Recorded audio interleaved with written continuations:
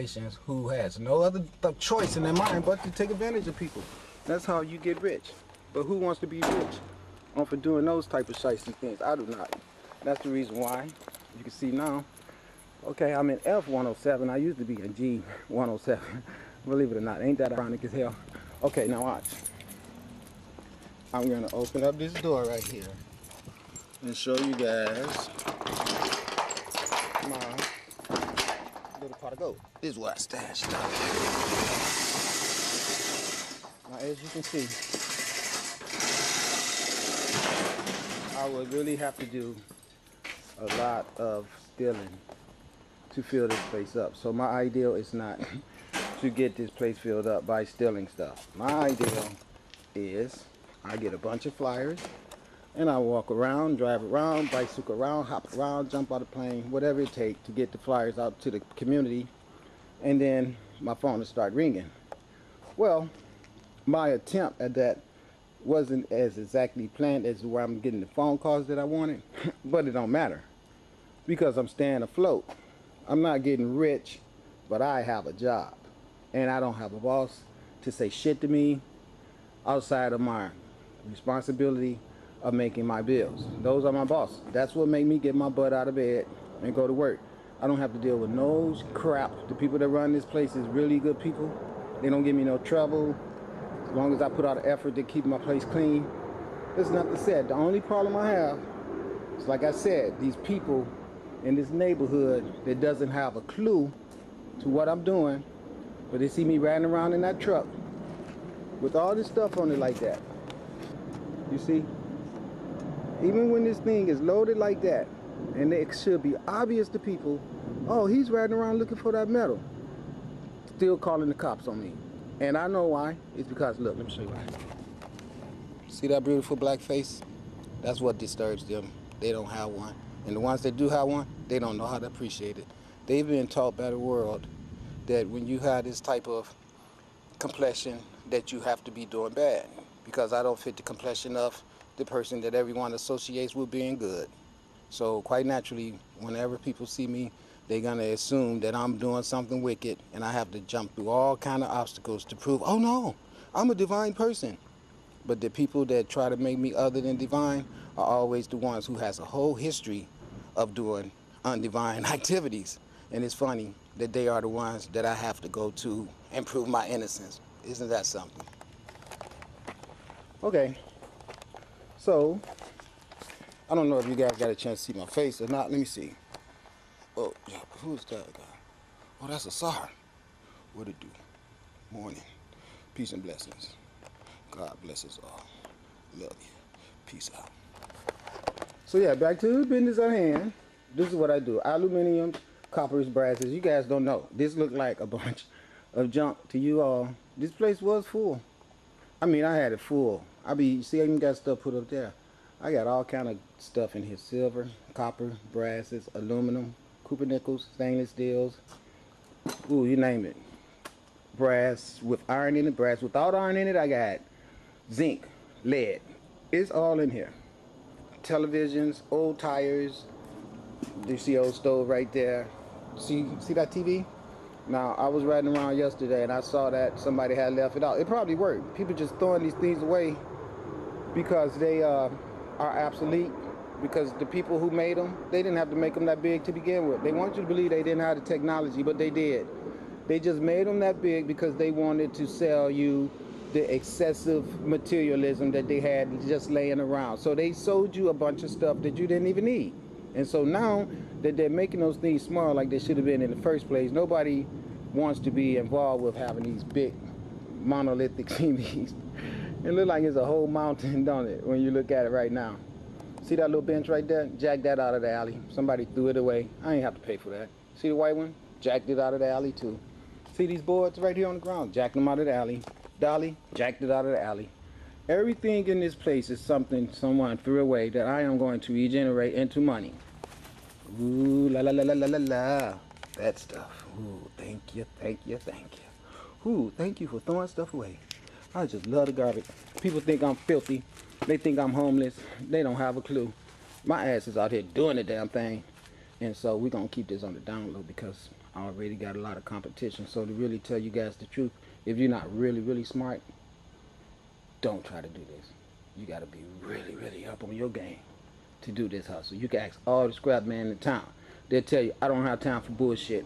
That's why I don't deal with people. Because this hustle right here, it requires too much of my thinking. It requires too much of my time. And you got to have your head out of your ass to pull this off. Because there's so much out here, I could have jumped out of that truck so many times and grabbed some of these ignorant people and banged their ass into it. I could have beat them on the ground so hard people in China would have heard that shit and thought somebody was knocking at their door. But I have to keep my peace, and I will. But I just wanted to share that with you guys because I'm going to be dropping some information behind this display of a little bit of my personal life so you guys can get my explanation of why I'm treated that way. Okay? Peace out. This is Asar coming at you from Vancouver, Washington, the most greatest city on earth. So, God bless us all. Peace out. All right. Hotep and Het Tepu. For you guys who don't know, that means peace, and may your mind be in a state of peace. So I gave you two peace outs right there in ancient Kemetic, or what most people would know as the ancient language of Tamari, or Akibalan. All right, remember last segment, how this place looked when we first got here? So I've been busy. I made that hole right there that you can see that don't look like a big deal, but it is. I can't go back to show you what it was when I first came here and showed you guys, but believe me, I've been here working about 4-5 hours, and I put a big dent in it. I loaded me some more stuff on the truck. As you can see, that was a stove. I took it completely apart and added it to the bundle. I put most of it right there, stuck it on the back, put those 4 pieces of orange rope around it, and made a cross. Isn't that amazing? How that cross right there just happened to be a geometric design that is always a part of the universe. So it has nothing to do with someone being crucified on it or anything like that. Later down in these segments, I can show you this cross is a representation of the 4 quarters of the earth. And not only the earth, the 4 quarters of the universe. We'll get to all that later. But as you can see, there's 1, 2, 3, 4 quarters. You see them? 25 degrees on each one of a quarter. There's 360 degrees, so that in a circle, so each angle is a 90-degree angle. If you can understand that, 2 angles will be at 180 degrees, and all 4 will be 360 degrees. 360 degrees of knowledge is what you can see that circle if you connect each top of each cross at each side intervals and put that angle on there, you will see it complete a circle. That is knowledge. The circle is always a representation of a complete cycle. Every cycle of existence should have a beginning of initiation into a certain knowledge, and at the end, the congratulations or universal completion. That's what university means. University, if you will. Okay, so I'm going to move on. I just thought I'd show you guys that. I'm going to go back in the back and show you something else good that happened since I arrived here today. Okay, see you in a minute. Peace. Greetings. All right, Asara Setepara. I am back. So I'm walking with this camera on property where my storage slash warehouse slash business is at.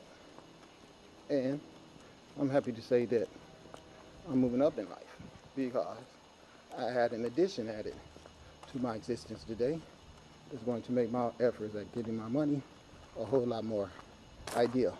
Okay, watch this. See this piece of cloth that's on the ground?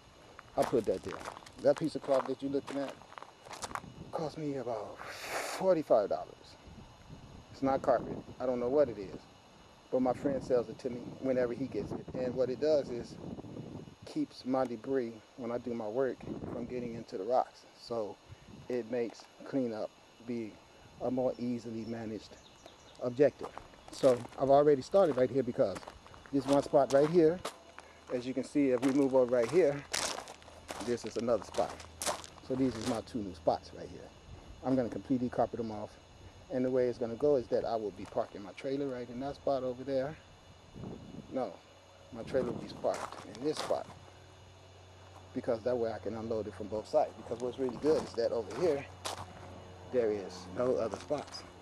So I got all this side right here that I can use to unload my stuff out of my truck. And, okay, onto that. Now, this is what's so cool because I can offset my trailer right in the middle, right here, so that I can have access to load and unload it from both sides. Isn't that cool? So, but this one down here, right there. Maybe I can zoom in on that. Let's see. Yeah, see, it looks like a scrapyard right there. They were like, yeah, the owner was out here yesterday, and he said, okay, let me get this steady. Excuse me. Sorry, you getting a little bit out of hand back there. We know what you're doing, and it's all good, but we need you to clean that up. I was like, okay, well, you guys, I'm sorry, I apologize, but I got slammed with some stuff, and I couldn't keep it all inside and be able to work, so I had to, but I'm going to move in. So it'd be real nice if I could get another spot. And it was, oh, did you know that someone moved out and woo woo woo woo woo and all this and all that. So now, da da da da da da da da da da da da da. To tell you the truth, all that space right there, all the way up to that double gate. See that double gate right there? From that double gate all the way back to where my trailer would be. That right there. It's neutral territory. Those two spots over there is owned by a guy who have 2 tar machines. He's gone already this weekend doing his work, getting his money. He'll be coming in and out. He'll be parking his 2 pieces of equipment in there. They want to stand no further than the front of that boat so you can see how much room I got to work with.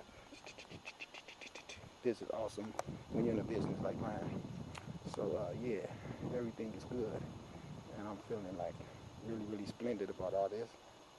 So I just wanted you guys to see that I have too much stuff going on for me to be the type of person that will climb over a fence and steal a bike and 2 lawnmowers and really have God on my side while I'm committing this crime, because some neighbor actually saw me doing it and for some reason he was reluctant to call the police, which is very unusual because, as I said earlier, people call the police just because my ass be around. But all this false alarm, police coming out and they're like, okay, well, we just had to come and check it out. I said, well, you see what I'm doing? Yes, sir, have a nice day. The majority of them. I swear to you, I ain't got nothing bad to say about Vancouver Police Department, because as a matter of fact, I would say that they are one of the most professional police teams I ever saw. And I mean that from my heart. I'm not just saying that to suck up to them. I'm saying it because it's true, because I've had a lot of encounters with them since I've been here in this city, even now and before, because I grew up here. So I know this city. That's how I ended up here. But my point is that in every operation, you're going to always have a do-it-myself. I ain't following protocol. I'm going to get this one on my own because I just feel there's something that I have a right to assume, and I'm going to act on my assumption, even if I do make a dumb ass out of myself. Well, you did, because you know what you did? You tried to make my ass be dumb, and I don't do dumb shit, so I'm sorry. When you come around me doing dumb shit, you will get exposed. Real simple. So, I'm going to just keep you guys posted. I have to go to court on the 1st, see the judge. Did I tell you guys that after these bastards said I tried to, well, after they accused me of theft, I rode my truck past their house one day and they was out having another yard sale like they were having when I brought that stupid bike and that computer and got my ass caught up with these crankers. They all started running in the house. Help, help, help, I'm gonna call the police. And I knew right there, up, they trying to set me up. So I called 911 too and told them I know what they up to. And 911 knew it. They was like, yep, this is all bullshit. See, the police did their job. Well, the desk sergeant stalled me out. He didn't never return my call or anything. He was a biased ass prick. He still haven't called me to this day. And when someone call the police department and say, I would like to speak to a sergeant because I believe that one of your police officers just committed a crime, misconduct, evidence tampering, lies, malicious battering, all that.